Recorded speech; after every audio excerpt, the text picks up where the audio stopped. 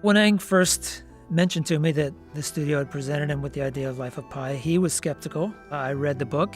I was excited and skeptical because it's clearly a very hard film to do.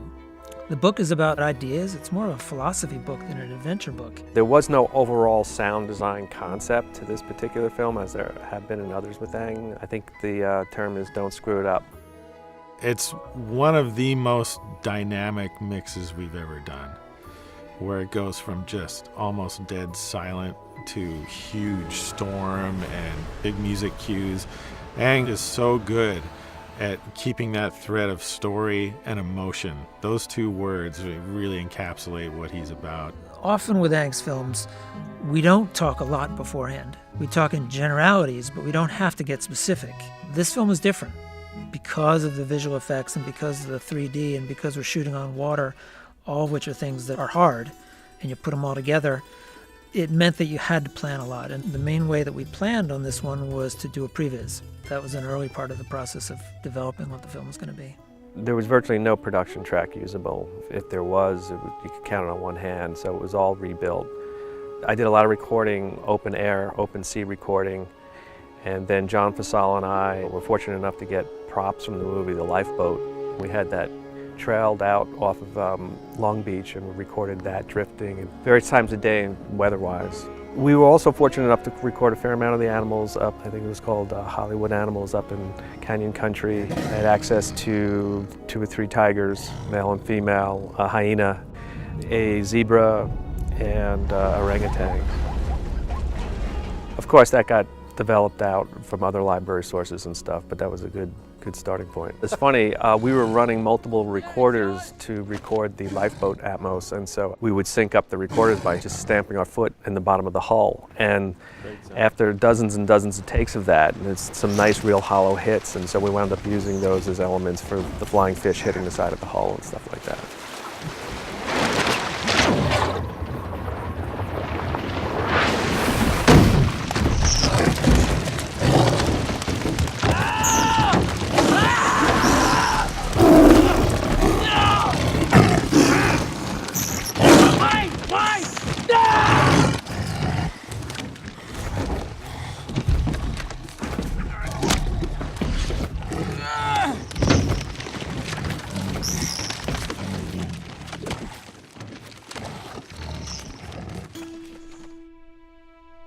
He has a great ear, I gotta say. I was really interested to see where he was gonna go, what his notes would be, how he reacted to things. He really had his ear on every single thing. But Ang would sit back and listen. I'd put it all together, and then I'd look at it and say, well, what do you think of that? It's like, I really like where it's going. Can you just a little more out of the choir? Or, you know, maybe just a little more out of this instrument, and I would move it like a tiny bit, and he's like, that's so much better. I'm like, wow. It was pretty impressive, because he really has a great ear. Again, for us, it's story-driven, because with Atmos, you're not mixing it for Atmos, you're mixing it for the film. So we vet things, and sometimes we try things and say, no, that's too distracting, or this or that. Sometimes we hit on some gold and say that helps the film, and we keep it. So it's a process of learning. It's working out well. We sat with Ang for a couple of nights and did a couple of tests. We had 3 scenes that we tried out, and he said something that really hit home well with me is there's times where I want the score to hug the audience and be very welcoming and bring you into the film. And I always think about that when we're mixing the Atmos. Like, am I doing what he wanted? Is it really servicing the film? So it just gave it this cool sense of space. It's added that other third dimension, I guess you'd call it, because you were on the walls doing a wide mix and you'd bring it back, which was great. But now you've got the whole array down the middle, and you start thinking, what can I do to utilize that? Plus, at the front of the theater, there's 2 more speakers on the wall that I've been using to make my width of the orchestra even wider at times. A real 3D feel, and the movie's in 3D. I know they were panning all sorts of stuff with the sound effects, so I started doing it with music. Like, what if I bring that vocal out a little bit?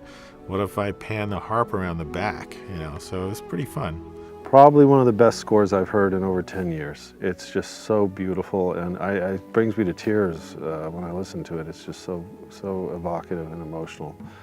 What Michael brings to this film that is special is his love of both Eastern and Western music.